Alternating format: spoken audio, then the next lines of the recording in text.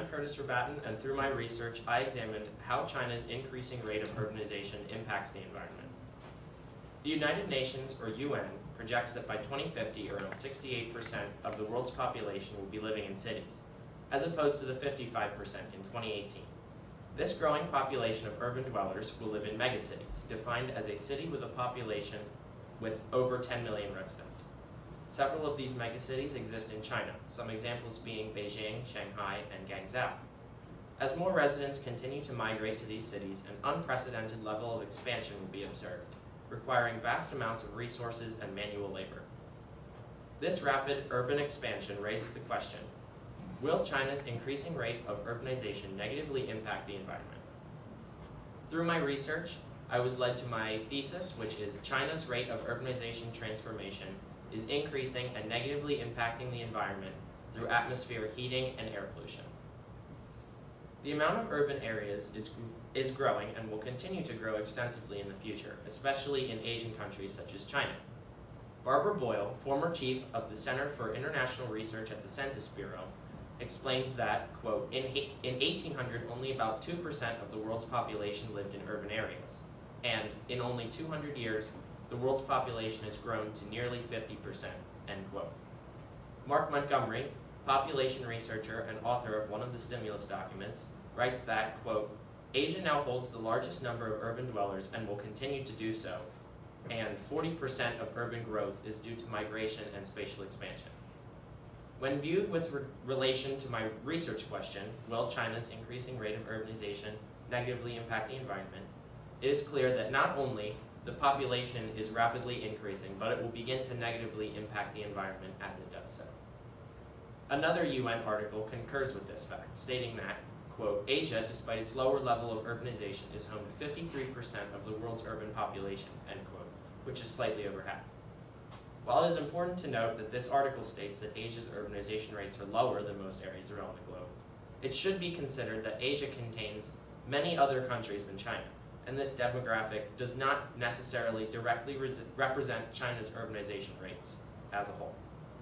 Asian countries hold slightly over half of the world's urban population, and that percentage is projected to continue to grow exponentially in order to accommodate the vast number of residents that desire to live in these cities. One of the most certain factors contributing to climate change is urbanization. Daily activity in any given megacity at any given time of the year requires enormous quantities of energy for things like transportation, lighting, and daily work, to name a few. In a research paper by several scientists from the Key Laboratory of Urban Environment and Health at the Chinese Academy of Scientists, led by Kai Wang, an obvious temperature increase is indicated. Quote, it is evident that the daily mean temperature in cities increase slightly faster than in rural sites, end quote. This statement is supported by Guyu Ren and Ye-King Zhao, scientists at the National Climate Center. More than 70% of the global land underwent significant decrease in frequency of cool nights and a significant increase in frequency of warm nights. These two sources in conjunction prove that not only are days warming when the sun is heating the planet and this heat is being trapped by greenhouse gases, such as carbon dioxide, but nights are also warming from city activity, also due to greenhouse gas production.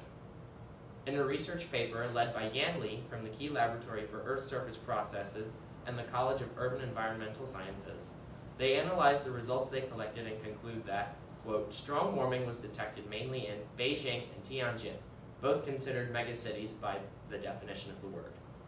A mutual trend among these sources' lines of reasoning proves that China's urbanization transformation is contributing to a rise in global temperature.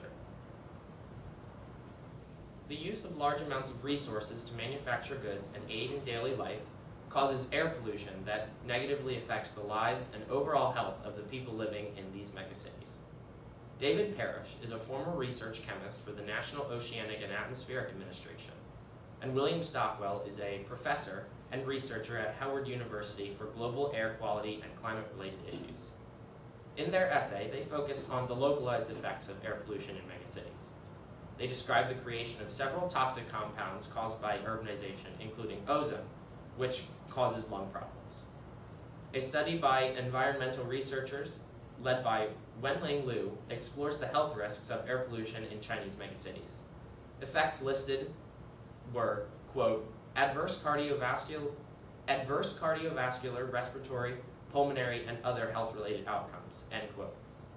Noxious gases such as ozone are inhaled by residents of the city over long periods of time, which causes irreversible damage to the respiratory systems of millions of people. A study by Ching Wang concurs with these findings. While Wang's study takes a slightly different stance on urbanization, the conclusion is still relatively similar. Quote, air pollution undermined the positive impacts of urbanization on public health, end quote. The studies presented both found a negative correlation between air quality in Chinese megacities and the health of citizens residing within these cities, further proving the fact that urbanization has a negative impact on the environment and air quality. My first solution is presented by Liu Mai, the Secretary General of China Development Research Foundation. Mai proposes to continue urbanizing and that China's continued urbanization efforts could allow for benefits such as narrowing urban-rural economic gaps within the cities and surrounding areas, rebalancing unstable economies, the more efficient utilization of resources, and even pollution reduction. Mai articulates that as urbanization becomes a more refined and streamlined process, the benefits of the process will begin to outshine and even possibly eliminate some of the previously proposed environmental negatives.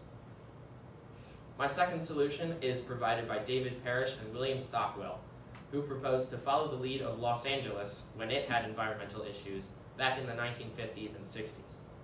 They conclude that Chinese cities need to take action themselves and to confront the major sources of pollution, limit or eliminate them, or pass legislation to restrict the amount of pollutants escaping into the atmosphere and environment. Limiting pollution from construction, power generation, and transport are all viable options presented in their analysis. Implications to these solutions include a drastic improvement in air quality, causing a greater influx of residents and visitors, boosting the city's economies. Cities will be extended and built more effectively, reducing the amount of wasted material and thus the amount of pollution.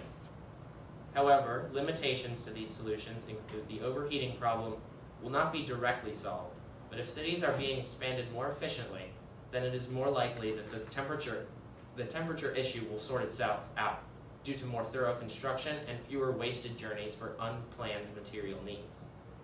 The heat and pollution crises of urbanization need to be addressed before any real benefits can be reaped. The environmental setbacks of the Chinese urban transformation method need to be eliminated so that the environment is a more hospitable place for humans and other life alike. Thank you.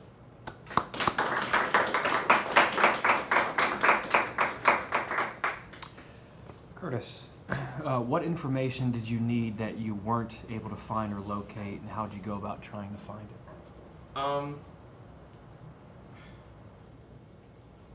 Could you ask the question again? Yeah, so I'm asking you if there was any information that you weren't able to find, and how did you go about trying to locate it then? Okay. I needed more information about the effects that carbon dioxide has on the heating process from urbanization, because urbanization creates air pollution. One of the gases that it creates is carbon dioxide, and that heats the planet. I was looking for more sources that could concur with the fact that buildup of carbon dioxide has led to an increase in temperature and will continue to do so in the future. Thank you. And then explain the level of certainty you have about your conclusion, your solution, or your recommendations.